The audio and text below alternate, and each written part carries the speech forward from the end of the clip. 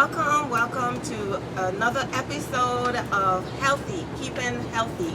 I'm here today with Dr. Anna, and I'm your host, Reverend Dr. Simone Lord. I'm a doctor of naturopathy, and I welcome you all today to our healing seminar, where you're going to hear from people like Dr. Anna, who is a mental health doctor. We're going to hear from people like Vladimir, and Vladimir is a mineral water specialist, and he'll tell you all about that. And we're going to hear from Charlene Pearson today and her company, Dreamers Can Essential Oils, all about the essential oils. And Janet is here today with us, also with essential oils. We have Darius. He's here today. He's speaking on a different level of energy, spirituality, and faith to get through the COVID times. We have Frank, who's a very good learner and a Qigong master. And we have Sister Beverly and Judge Omar. So we welcome all of you as well to this group. We're here at Mother Earth Juice Bar and Cafe, and we are located at 116-03 Metropolitan Avenue. And you can feel free to come to this event. It's monthly, every Saturday, the last Saturday of each and every month.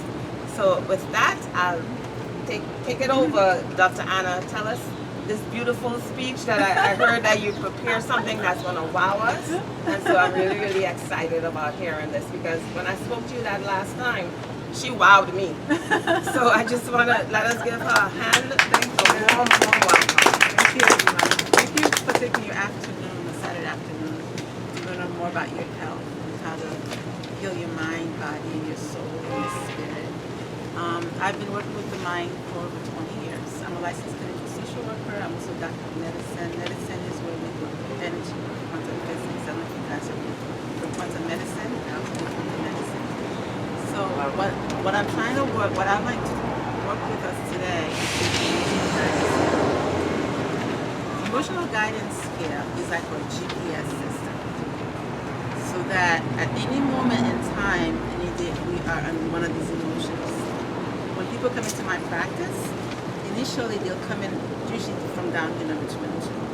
Number 22 is they come in fear, grief, depression, despair, or powerlessness. Okay?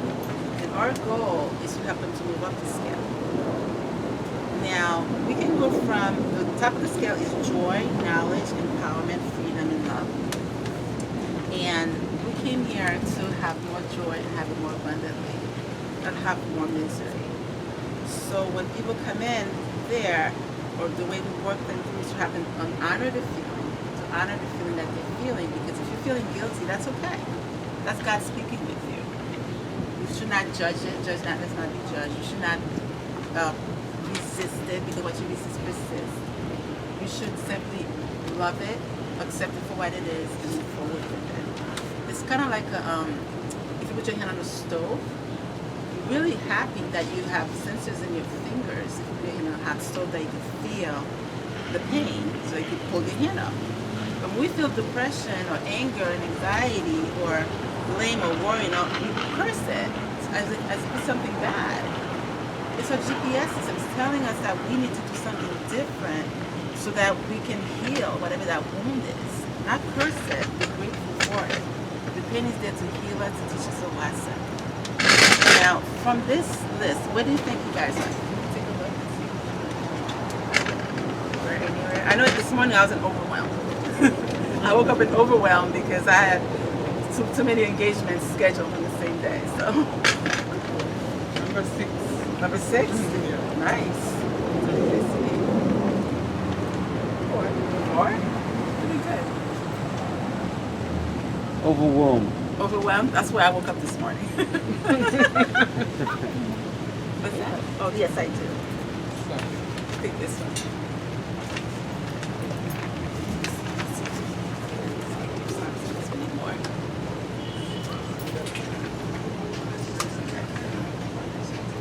You weren't overwhelmed, you said? Yes. Okay. And anyone else? What do you think you are? Number 5? Optimism. Good. Most people right now, we are very interesting. Anyone else want to share or just I'm good. On the last, I am on the end. Anyone else? What did he say? I said I am on the end. Completely on the end. Oh, no, I will not saying, but I will saying 12 and 12? 17 years and Disappointment? 17 Okay. needs to this also depression. Okay, so you're down 22. Yes, not like fear, I'm not sitting and, but depression definitely. Okay, And it's a lot of people right now in our society. absolutely. You know, don't put yourself on one. Absolutely. Uh, Absolutely. Anyone? Later, I don't want to disturb. Okay, anyone else? What do you think you are? Anyone else want to share anything here? I think Dr. Simone, you have to share. I don't know your name. What's your name again? What's your name I'm again? Beverly. Beverly. What do you think you are? There's so much fear and, Fear? as he said, depression. So it's good for us to have faith, as Dr. Simone always say, faith Absolutely. and hopefulness that there's better on before. No matter what challenges we are facing, yes, we have to be hopeful and be positive. Absolutely. But wherever we are on this scale, like I said, it's God's gift to us. It's like a GPS, it's a guidance system.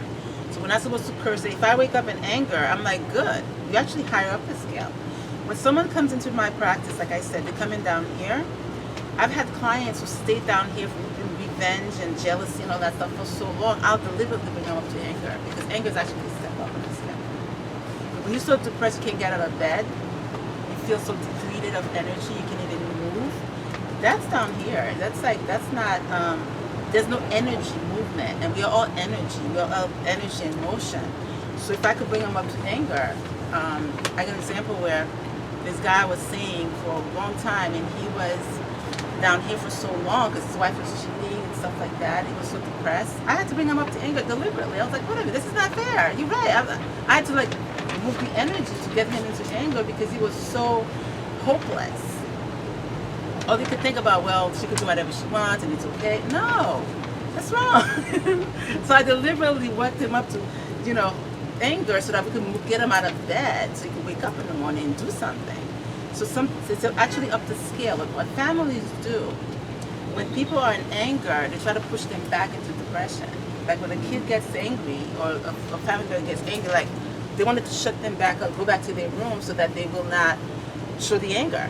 It's actually a step up on the scale. It's up from jealousy and hatred and rage. Like I said, our ultimate goal is to joy. So if you are shut down, and there are people who go from fear to joy in like 2 minutes by using a substance. You can do that, but then they crash. They crash. They could use crack cocaine, whatever, to bring them up from misery to joy, but then when you crash really bad. Our goal is to help you to move up the scale naturally, so it's sustainable. It's not something that you do and 5 minutes later you're depressed again. You know what I mean? So that's where the work comes in. For example, you said you're in depression. Yeah, because of this is very because of my illness, additional illness. So this automatically puts you this way. But I have to do it because of my doctors. I can speak to you today because it is me. Right. But I have to say thank you. Yeah. So you nurture that emotion, you nurture that feeling. You thank God that you have it. There's a purpose behind it, and as you allow it to flow, because it's just energy. As you allow that energy to be felt, it's coming to be felt to be released back into the immune system. So if you allow it to be felt and not resisted, because what you resist persists, then it will dissipate, and then you'll move up to the next level, the next and the next and the next, and eventually you get to. What I find is interesting is that when people get to boredom, that's a dangerous place to be. Because people will come in with anger and depression and anxiety and all that stuff, and we'll work through with the therapy, and they'll get to boredom. They're like, I'm bored now, I don't need therapy anymore because this is boring. Why am I coming to see you? But because I'm not angry anymore, I'm not worried anymore, I'm not discouraged anymore, I'm not jealous anymore, I'm not fearful anymore. I don't need therapy. I'm bored now. But Jesus came so that we could have life and have it more abundantly. I'm more bored. So when you're in boredom, I kept giving up. when you're in boredom, that's not what it came for. So we need to continue to work. The work to go up to joy and contentment and passion and hopefulness and enthusiasm and positive expectation. Let's just be bored and stay at home and get up good. That's not enough. That's not going to move the planet. That's not going to move that's not going to move us forward as a humanity. Right now, we've reached a part of humanity we cannot afford to just be bored. Especially those of us who are light workers. Because darkness have taken, I don't want to say darkness, nicer way to say it, darkness. Call it like it is. I can't say only from the religious. We follow. We're from the families which we like. Let's say Jewish or Christian or Muslim or whatever. So we have the same origin Yes. of the Absolutely. creation. So Absolutely. He created the darkness and the light. Right. The light and the darkness and the light. But I want to say that the sons, that we have also sons of the darkness and sons of the light. Yes. Automatically. Right. He did create the darkness and the light, but he did not create for us to live in the darkness. God created manure and he created plants and trees. We have to know what to do with the manure. We don't play, he's created snowballs and manure. You can't play with manure like snowballs. You get pretty dirty. You can eat the manure. You know what I mean? We have to know, everything is his creation. Everything is energy. We just have to know what we're going to use the energy for. Like this is a guidance scale. It's all energy. We have to decide where do we want to focus our attention that day. What do we want to do with the manure? What do we want to do with the darkness? We have dominion over the darkness. We have dominion over the darkness. We want to play with it, beg it, bleed it, all that nonsense. We want to take dominion over it. You okay? No, I'm staying dry. We want to take a dominion over the darkness. I'm not going to play with the dark. I don't have time to play with darkness. We came here as the light. We came here to be the light of the world. Not to come play with the darkness until we get tired and drained and then die and go back to heaven. Can I help you? We came here to just take dominion over it. That's what we came here to do.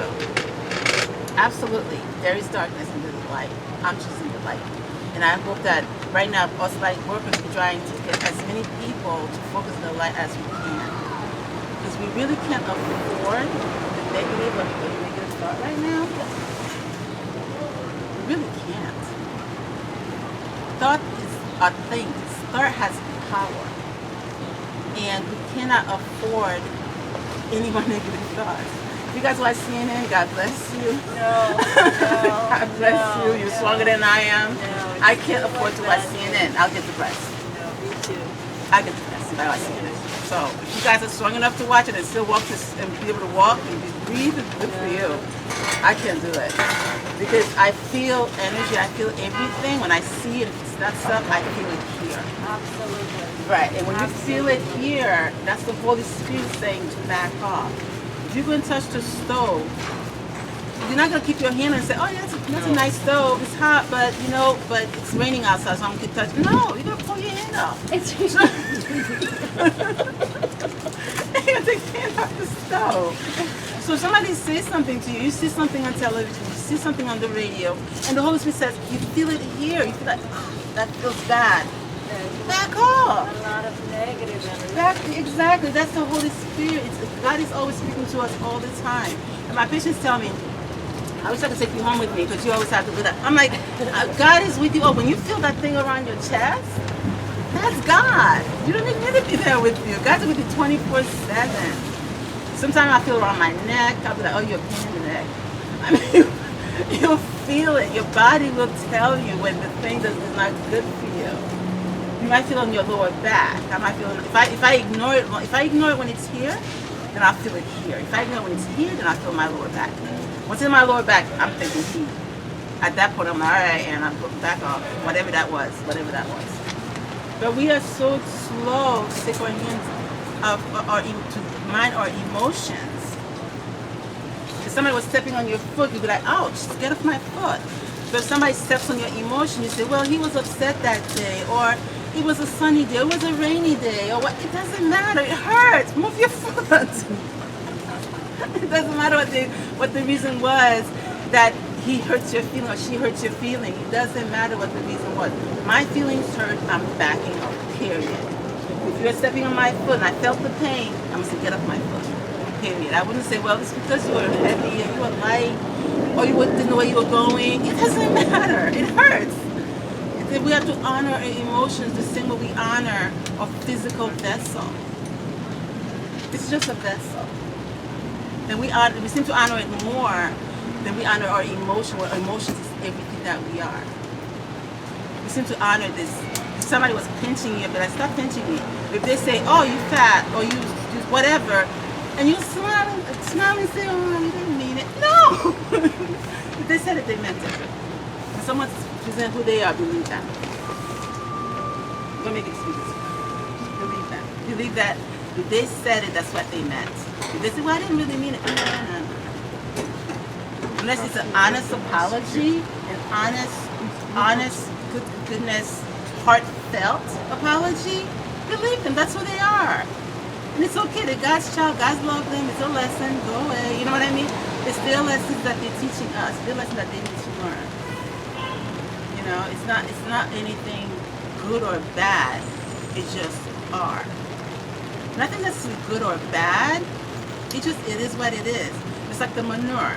The manure is not good. It fertilizes the earth. We need it. It's not a bad thing. There's a use for it. You just have to figure out what to use it for. You know? So when we're in this emotional guidance scale, and if you wake up in depression per se, or you wake up and, let's say CNN happened to hear it, and you end up feeling fear, anger, or one of those things, put your attention on the emotion, allow this energy, allow it to dissipate, and it will. You will move up to the next level. The other thing you can also do is grounding. Grounding is where you walk barefoot on the ground so that you can feel the energy of the planet, the energy of the earth. Soil or grass? Ground, like soil, grass, dirt. I mean, real. Not cement. Yes, Not cement. Not this or this. Dirt. Or Walk beach, the sand, beach, yes. walk the beach, walk the sand. Surround yourself by white light. Like, close your eyes, imagine your light surrounding you. That's another thing you can do. There are so many biohacks you can do to help us to go past this. Does anybody have any idea what you do when you feel like you're in the dumps? And what tools that you use? I'm sure we all have them. We're still adults standing here, so we must have some. Prayer. Prayer. That's a good one. Prayer always holds me out. Meditation. Meditation. Like if I'm outside, I go to a tree and hug it. Yes. And then sometimes after meditation, I'll give myself a concert by singing. What? A concert by singing. Okay. Yes, singing. Absolutely. Anyone else? Yeah, I learned a new one from you. I start visualizing all the good things that I want to see. And then I start smiling and I'm going into it like, woo, this is going to happen. And it just takes me out and I start smiling. Yeah. You can also deliberately smile, even if you're not feeling good, and you will feel better. For some reason, when you smile, the chemical in the brain doesn't know the difference, and you'll start feeling better. When I worked at Yale for 10 years before I started my practice. When I would work, I used to feel this heaviness on myself. I'd be like, I need to smile, and I couldn't smile. I put a pencil in my mouth. Yes. So that I would deliberately force a smile. Yeah. And by the time I get to my office, I felt better. It was like just a biohack. It's so silly. I'm sure people driving by me was saying, why does she have a pencil in her mouth? They don't know my trick. Joel Osteen's wife, Huh? also, Joel Osteen's wife, Uh-huh. Victoria, she also recommends doing that. Yeah, I put a pencil in my mouth. Yeah. Like that, I forced myself to smile. You could also clap for yourself. Clap. Yeah. Clapping, yay, me! You have a question? No, I have a comment if I could accept it. You talk about the smile and you touch upon the part of Qigong, because in Qigong there's a meditation called the inner smile, where you smile to any part of the body. If you're healthy, you can smile to any part of the body and some positive emotions there to keep it healthy or make it healthier. Or if you got a sick part of your body, And this could be emotions too, because in Chinese medical theory and Qigong, they say each emotion is associated with an organ. Like anger and stress were associated with the liver. So you would smile at that particular place in your body and send joy and gratitude to it and positive emotions. And then over a period of time, because emotions are nothing more than a form of energy. So if you're in a low energy, by doing this, you can move to a higher energy. Right. That's all I wanted to say. That's good. That's really good because, like I was saying to you, sir, it's like when you're feeling that emotion, what he's saying is that if you focus your attention, I will also not to resist the emotion, to simply feel it and honor it and love it and allow the energy to move. That's all you're doing. That's exactly that. You're allowing the emotion to move and you move up to the next level, the next level, the next level. It's just energy. Everything on the planet is energy. I think everything period is energy. So, including the rain. So everything is energy, and if you could move up the scale, let me know how much time I have after this contract. I didn't mean to interrupt you, sorry. No, that's okay. Thank you for sharing that because I really relate to how we're gonna move up the scale. Okay. And music works, singing it absolutely, meditation absolutely.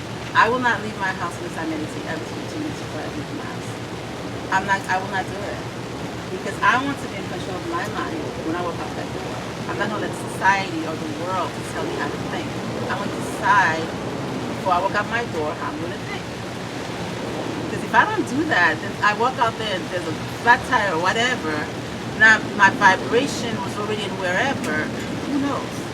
If I'm vibrating higher because I took the time to meditate, then when I walk out there, whatever encounters me, I'll be not only will I be better able to deal with it, but I'll have attracted something different to me.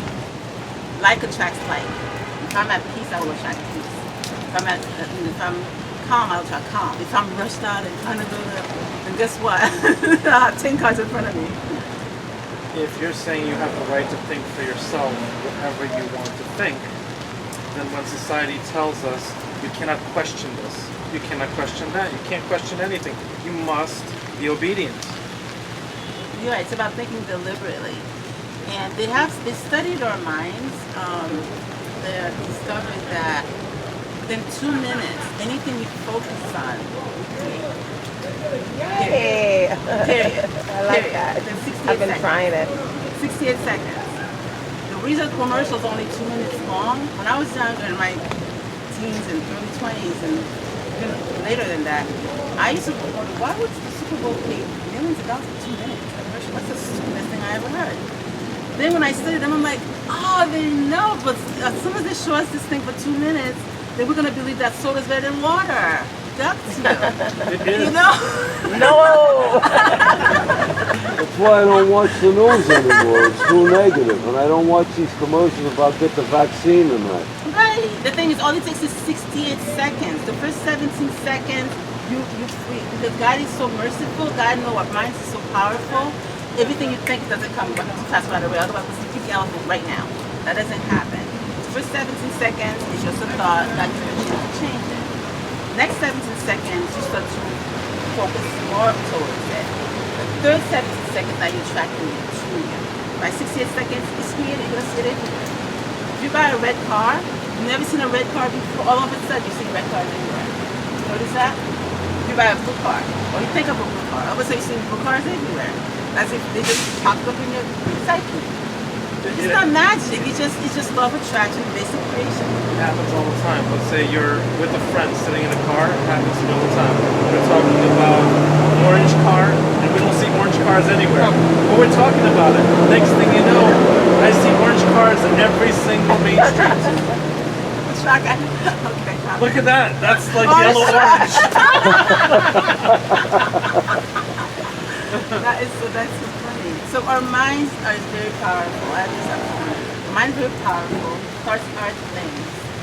Thoughts are things. It doesn't seem like they are. It's like when you go to the ocean, if you put a drop of water in there, it doesn't make a difference. It doesn't look like it did anything. It's just a drop of water. Like if I had this thing full of water, I put a drop in it, you probably wouldn't even notice it. But it did change. You may not notice it. Every thought is changing our system. Every thought. So if it doesn't seem like it's changing at the time, of course not. A drop of water in the ocean looks like it's nothing. It's not nothing, right? So we have to really be mindful of the thoughts that we think. So if we find ourselves on this scale, that's okay. Accept it, love it, think of something else. Sometimes it's hard. You're not gonna go from here to here. You're gonna go from 22 to 21 deliberately, from 21 to 20 deliberately. For example, if you're in boredom, let's start with, I'm gonna go through this real quickly. Let's start with anger. If you're angry about this COVID nonsense, right? Like you're angry, I can't believe this is happening. You deliberately go up to discouragement, I can't believe this is happening, blame, what's the government's fault, is it blah blah blah fault. And you go up to worry, I wonder if I'm gonna get it, I wonder if it's a thing. And you go up to doubt, I doubt I'll get, I mean you deliberately walk your way up. I'm disappointed that our world's going through this right now. I'm overwhelmed with all the media nonsense about this thing. I don't know if it's real. You bring it up to frustration. I'm frustrated because I can't really, I'm irritated because I can't really know what to do with this. You get pessimistic about it, pessimism. I'm saddened about this. And then you get boredom. I'm tired of hearing about this COVID nonsense. And then you get to contentment. You know what? This must be hope somewhere.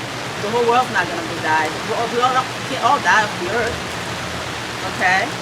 And then you get to hopefulness. Since we're not gonna die, maybe I won't.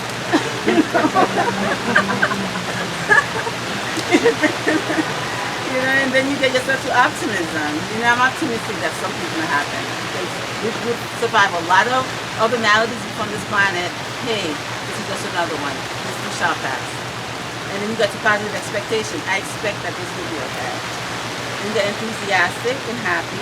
And then you get your passion back. And you get the joy of the Lord. And that's what the joy of the Lord, which is our strength. Yay! Well done, well done.